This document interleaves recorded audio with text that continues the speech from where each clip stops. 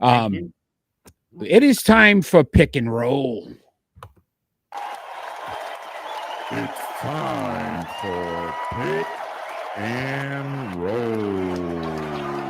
So the NFL has announced their 2024 NFL Hall of Fame class for 2024, and we're going to rank them from 7 to 1.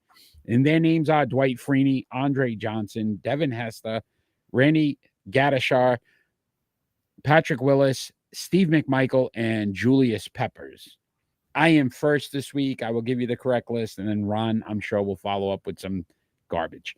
Anyway, see, I can't give you credit for too long. I mean, it was it's very short lived.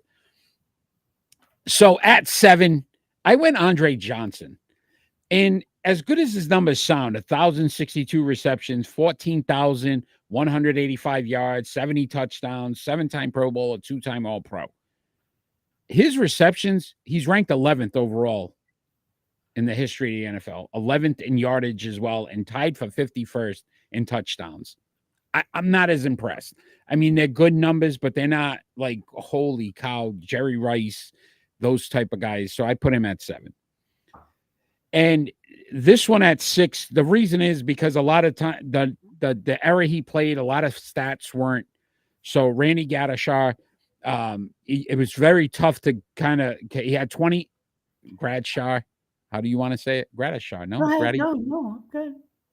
20 interceptions for 335 yards, 3 touchdowns, 19 and a half sacks, 7-time Pro Bowler, 2-time All Pro. But in 78, he was the AP Defensive Player of the Year and the UPI Defensive Player of the Year. So good player. Orange Crutch defense.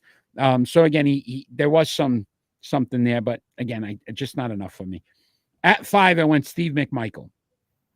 847 tackles, 13 forced fumbles, 95 sacks, 2 interceptions. Only a 2-time Pro Bowl, a 2-time All Pro, and 1-time champion. I did note not a lot of champions in these guys that got in. There was only 2, and he had one of them, Steve McMichael.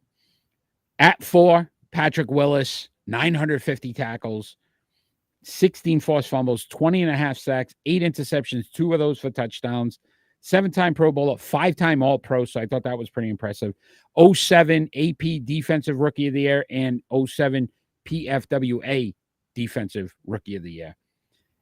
At 3, this man literally changed special teams. Devin Hester did not get enough credit. 315 punt returns, Ron, for 3,695 yards, 14 touchdowns, Ron. Next closest, Eric Metcalf had 10 in his career. This guy just changed that. Plus, not only that, kick returns, 295, 7,333 yards, 5 touchdowns. So 19 special teams touchdowns. Think about the Super Bowl. They shouldn't have kicked off to him. The first kick, he ran it right back. 4-time Pro Bowler, 3-time All Pro. I went at 2, Dwight Freeney.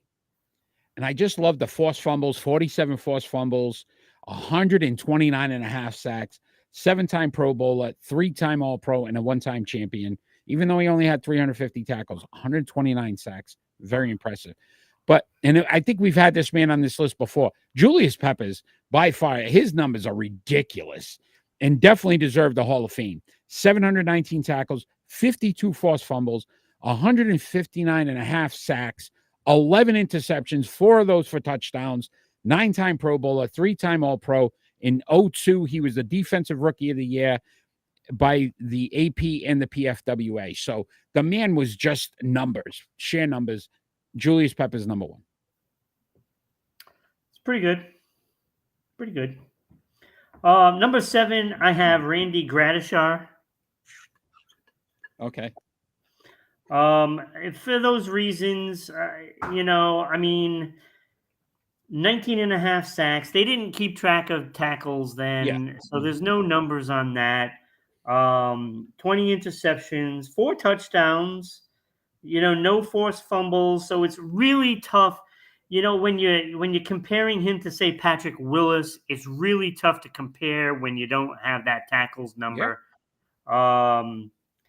But Patrick Willis did have 5 All-Pro. He only had 2, so I put him at number 7. without seeing enough. At number 6, I had Andre Johnson. I mean, the numbers are nice. They look all nice and pretty with 70 touchdowns, over 1,000 receptions. But it was only nice. It wasn't, special. I mean, he's not Jerry Rice or Marvin Harrison or Randy Moss or Fitzpatrick, Fitzgerald rather. So I had him at number 6, and then at number 5, I had a really tough time with this, because I didn't really know what to do with Devin Hester, and I put him at number 5. And I could see that. And I know he changed the game as a special teams, and those numbers are fantastic. The problem I have is his position is a wide receiver, and that was a little less spectacular. And I kind of took away because of that. And I don't know. I'm still look. I know he's probably one of the best special teamers of all time, but I mean, he didn't do it where he was supposed to. So, but I put him at number 5, and I think I like that spot because I do like all of the other guys ahead of him better. Patrick Willis I have at number 4, the linebacker, 733 solo tackles, 16 forced fumbles, and 8 interceptions. I mean, I think the numbers could have even been better. I mean, he was terrifying back there for offenses. Yeah. So, but at number 3, I put Steve McMichael there. I liked his numbers even better than Patrick Willis. I mean, 838 solo tackles. This guy was a defensive tackle and nose tackle. Not a linebacker. Those are linebacker tackles. So, and then you throw in those 95 sacks and 13 forced fumbles, even a couple of interceptions. And it doesn't hurt that he played 213 games, 100 more than Patrick Willis. And longevity at the line, I'll take that any day. Number 2, I have Dwight Freeney, like you have. I mean, he was brutal. I remember him playing the Patriots a lot, and I always was nervous with him. Yeah, agreed. He could blow up plays at any moment, right? 125 sacks. I mean, that is just gaudy. It's gaudy.